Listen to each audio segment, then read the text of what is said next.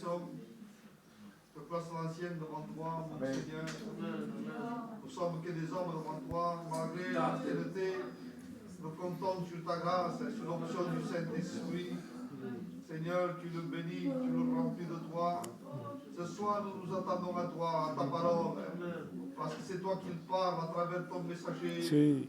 Tu le remplis, qu'il soit ce canal de bénédiction pour chacun de nous. Dispose les Agir avec cœurs. puissance et Dans le autorité, nom de Seigneur. Jésus, Seigneur.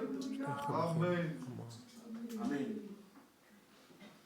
Puis, je suis vraiment heureux quand je vais visiter dans nos églises, Pépignan, et que je vois les anciens, les anciennes, Amen. qui sont toujours fidèles au poste. Sí. Pour moi, ce sont des modèles. Une sœur ne prêche pas, mais sa présence, sa fidélité dans l'église Allez. nous prouve et nous atteste de son amour et de son engagement envers la parole de Dieu.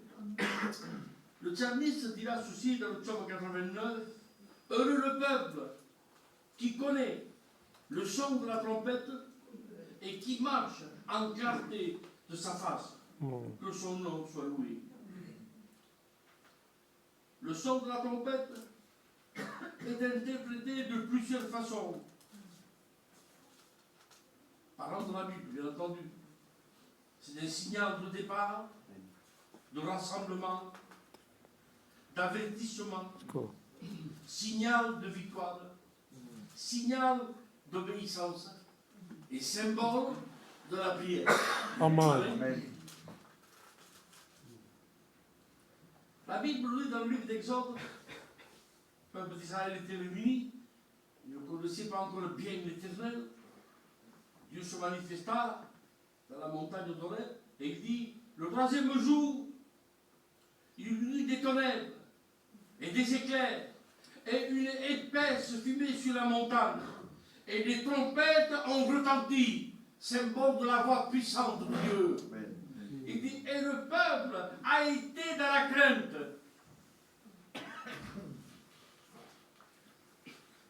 Le peuple a été dans la crainte de voir cette puissance, cette gloire qui dépasse tout entendement. C'est bien, il faut avoir crainte de l'Éternel. Amen. Parce que quelqu'un qui n'a pas crainte de Dieu, il fait un peu n'importe quoi. C'est vrai. Dans la crainte, la Bible dit, dans Proverbe, la crainte de Dieu, c'est le commencement de la science. Donc si on commence notre ministère ou notre vie chrétienne en ayant déjà cet appui de crainte de l'Éternel, c'est déjà un bon départ. Car la Bible dit crainte de l'Éternel, c'est pas d'avoir peur qu'il vous frappe, c'est pas ça. C'est une crainte obéissante. Je te respecte, je te crains, je me soumets à toi et je t'obéis. Amen. Amen. C'est pourquoi la Bible dit là, ayez toujours, Josué dit là, ayez toujours la crainte de l'Éternel. Ils ont eu peur ce jour-là devant la montagne, mais cela ne suffit pas. Parce qu'on ne marche pas qu'un jour avec Dieu, ni un an, ni 10 ans. Que Dieu nous fasse la grâce de marcher avec lui jusqu'à la fin de nos jours. Amen. C'est là qu'il y a la récompense. C'est pas avant. Donc, là, il dit, ayez toujours, pour que nous son peuple, ayez toujours la crainte de l'Éternel. Tu craindras l'Éternel, dit la Deutéronome, et tu le serviras. Tu le craindras et tu le serviras. On le craint et on le sert. On le craint et on le suit. On ne peut pas le servir si on ne craint pas l'Éternel. C'est la Bible qui nous dit, tu le craindras et tu le serviras. Le service vient après. On le craint de tout notre cœur, avec une crainte respectueuse. Alléluia. Crainte de l'Éternel. Amen. Peur de lui faire du mal. Sí. Peur de blesser un frère, de blesser l'Église. C'est vrai. Peur que Dieu nous garde à chacun de nous. Parce que nous sommes parfois tellement maladroits. Que Dieu nous garde et nous dirige par son esprit. Amen. Pour avoir cette crainte Alléluia. en chacun de nous. Puis le temps passe, Israël s'est développé, les autres ministères ont fleuri. Et la Bible nous dit ceci, les fils d'Aaron prirent un feu étranger Vraiment, pour faire un vraiment. holocauste à l'Éternel. Les fils d'Aaron, c'était l'élite d'Israël, la famille des Lévites. C'est eux qui géraient le peuple. Moïse, son fils Gershon, Aaron, son frère, et ses fils qui étaient sacrificateurs. C'était, n'est-ce pas, une famille qui dirigeait tout le peuple d'Israël. Et étant les fils d'Aaron, ils se croyaient un peu tout bénis. Déu aanvragen, Pascal. Spreek gewoon voor, en moet voor het spreken of voor Israël. Ara. Ça ne marche pas avec lui. Amen. Ça peut marcher avec les hommes, mais pas avec C'est l'Éternel. vrai, c'est vrai. Donc l'Éternel s'en prie à eux. Et si je ne me trompe pas, le feu est sorti du sacrifice et il les a consumés. Parce qu'on ne se moque pas de l'Éternel. Si. La Bible dit dans Néhémie, il est question de trompette, n'est-ce pas? Au son de la trompette, vous devez vous ressembler. Rassemblement. Unis. L'Église doit être unie. Amen. Corps pastoral uni. Amen. Comité uni. Amen. Les anciens, les jeunes, les frères, les sœurs, tous unis. Alléluia. Dans la pensée de l'Esprit. Si. Car sinon, il y a division, désunion, dispersion. Vraiment. Chacun suit sa propre voie, dispersion. Et il n'y a aucun rassemblement au milieu de nous. Pourtant, l'union est une bonne chose. Amen. Que dit la parole de Dieu? Il est bon pour les frères d'être ensemble. C'est là que Dieu, après lui, s'en occupe. Amen. Nous, notre droit, c'est d'être ensemble. Après lui, il est dans sa main. C'est là que Dieu envoie la bénédiction. Quand il y a l'union, quand on s'entend, même si parfois on a des différends, on n'est pas des anges pour marcher droit comme des flèches. On n'est pas des géants, on n'est pas des dieux, on n'est que des hommes C'est- misérables. Mais que Dieu nous fasse la grâce Amen. de lui plaire Amen. et d'essayer de marcher de progrès en progrès. Amen. Alléluia. Oui, l'union vaut mieux que la division.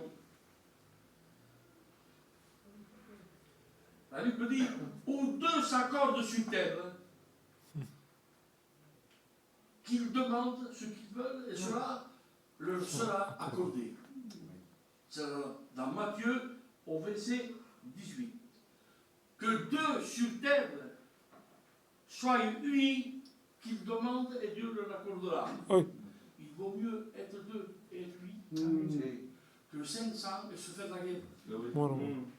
Si on se fait la guerre, Dieu n'est plus avec vous. Sur le titre, il laisse faire. Comme dit Saint Paul, vous vous mordez les uns les autres.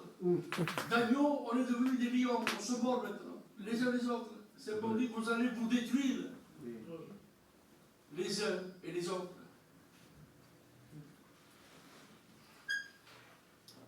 Ou deux s'accordent qu'ils demandent. Parce que Dieu a créé celui qui est uni à son frère. Dieu aime l'union et la communion. Pierre et Jean montaient ensemble au temple à l'heure de la prière. C'était des apôtres, ils avaient tout reçu et pour eux, ils avaient besoin de prier. Si. Ara. Ara. Ils montaient ensemble. Ils ont vu un boiteux de l'essence qui faisait le monde. Ils l'ont fixé. On ne détourne pas le regard sur le malheureux. Et quelles sont les paroles qu'ils vont dire, qu'ils sont mémorables? Nous n'avons ni or ni argent. Alors, une fois en parlant à Barcelone, on était en dehors de l'église, et je l'ai dit parce que je connaissais bien les pasteurs, sinon je ne l'aurais pas dit. Je dis, frère, vous parlez d'or, qui tombe de l'or dans les églises. J'ai dit, c'est quand même très rare, c'est bizarre tout ça. J'ai dit, Pierre et Jacques n'avaient pas d'or, et vous, Arrête. vous avez de l'or. Je ne comprends pas. Ils se regardaient, Enfin, passons. Pierre et Jacques ensemble, ils montaient pour prier. Ils étaient ensemble. Un soir au lac de Galilée, car la tempête a soufflé. et que l'œuvre partait de chaque côté, et qu'ils étaient perdus. Le lac de Galilée possède 4 noms, 3 noms dans le Nouveau Testament et un nom dans l'Ancien Testament. Quand les Hébreux ont découvert la terre promise et que pour la première fois de leur vie, ils ont posé leur regard sur le lac, qui s'appelle aujourd'hui le lac de Tibériade, ils ont dit c'est Kinneret. Et en hébreu, Kinneret signifie la harpe. Moramo. Et si vous regardez dans vos Bibles, aux dernières pages, il y a de la géographie. Si vous tournez la page et vous regardez le lac de Galilée, effectivement, la nature lui a donné la forme d'une harpe. Et pourtant, un soir, cette harpe, elle s'est désaccordée. Moramo. Elle a joué le son de la mort pour décrire Jésus des apôtres, le son de la mort. Et il partait de chaque côté. Heureusement qu'il y avait Jésus. Heureusement. Sinon, jamais plus il n'aurait été question des apôtres, ils auraient tous coulé dans le lac de Galilée. Il y a des gens ensemble au moment de la prière, ensemble, dans la difficulté, au milieu de la tempête, mais aussi ensemble pour prendre la pêche miraculeuse, bénédiction. Il y a des épreuves, il y a des bénédictions, des bons jours et des mauvais, ensemble pour tirer la bénédiction. Ensemble. Alors, déterre cette scène de Jésus. Jésus était avec les siens, avec les 12. Et c'est là qu'il a institué la Sainte Seine qui n'existait pas avant. Et quand Jésus a dit que l'un d'eux devait le livrer, il a dit avec peine, angoissé. La Bible dit que Jean, c'était le plus jeune des apôtres, et selon l'histoire, c'était un jeune homme, 16-17 ans, regardez s'il était jeune, qu'il se permettait de mettre sa tête sur le torse de Jésus. Vous savez que alors je vous dirais que ça a été le seul apôtre qui a entendu le battement du cœur de Jésus. Moramo. Et quand Jésus a dit ces paroles que l'un devait le livrer, Pierre s'est rendu compte que le plus près de Jésus, c'était Jean à ce moment. Il a fait signe, ta main ensemble à la Sainte Seine, ensemble au lac de Galilée, ensemble dans la tempête, ensemble pour prier, ensemble à la chambre haute pour recevoir le baptême du Saint-Esprit, ensemble. Faut l'union, Sí. je ne sais pas comprendre. Si ta raison te pousse à la division, tu as tort. Tu es en train de te tuer toi-même. Mais on te dit, en notre rôle, tu fais comme la prison. C'est pas vrai? Score. Non, nous on a tort. C'est lui qui a raison. Et ensemble, encore une fois de plus, lorsque la nouvelle éclata, comme un tonnerre, comme un tremblement de terre en Israël, il est ressuscité. Pierre et Jacques ont couru faire le tombeau. La Bible dit que Jacques est arrivé le premier, mais il n'est pas rentré, il a freiné. Et c'est Pierre qui est rentré. Chacun dit sa version, ça vaut ce que ça vaut. Les gens disent, comme il était plus jeune, il a freiné pour essayer d'aller dans l'ancienne. C'est possible. Quoique ils ont commencé le ministère ensemble. Moi je crois, ça vaut ce que ça vaut. Ça vous plaît, vous le regardez, ça vous plaît pas, vous le jetez. En étant jeune, je crois qu'il a eu peur d'affronter quelque chose qui était passé. Un jour, le dit, ouais, il a freiné, il a dit, pour pas avoir beau. Mais ils étaient ensemble, dans le bon et dans le mauvais, dans la Sainte Seine, dans la religion, dans les églises, dans les tempêtes. Ils étaient ensemble.